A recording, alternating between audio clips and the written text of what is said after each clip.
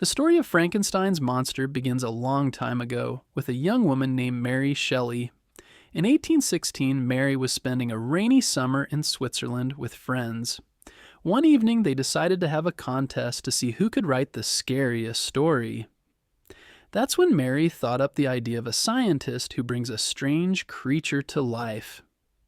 That story became a famous book called Frankenstein, or The Modern Prometheus, which was first published in 1818. In the book, a scientist named Victor Frankenstein is very curious about how life works. He collects different body parts and sews them together to create a big, human-like creature. When Victor brings the creature to life, he is scared by its appearance and runs away. The creature left all alone is sad and scared too. It just wants to have friends and feel loved. But everywhere it goes, people scream and chase it away. The more it is treated badly, the angrier it becomes. The story reminds readers to think about how we treat those who seem different.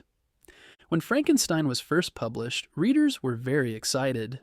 They thought it was spooky and also deep, making them wonder about science and the power humans have.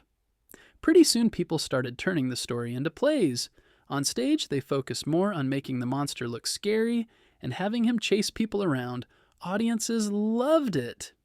Then came movies. In 1931, a famous black and white movie called Frankenstein was made. This was the first time the monster was given the green skin, flat head, and bolts in his neck that we often see today. The actor Boris Karloff played the monster in a way that made him seem both creepy and sad.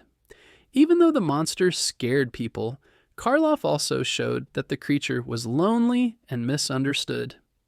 This movie was so popular that it inspired many other films.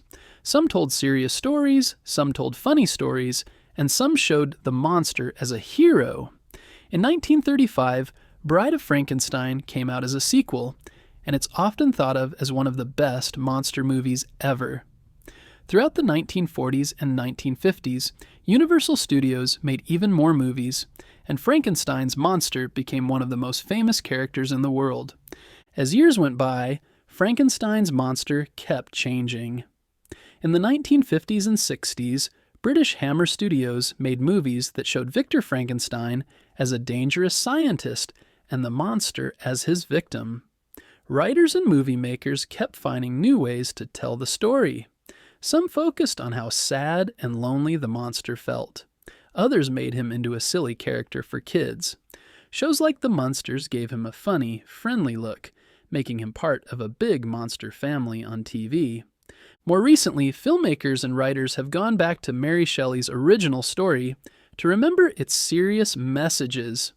Movies like Mary Shelley's Frankenstein, 1994, and TV shows like Penny Dreadful showed the monster as a kind and lonely soul who wanted people to accept him. Other versions like I, Frankenstein, 2014, put him into big action stories where he fights evil.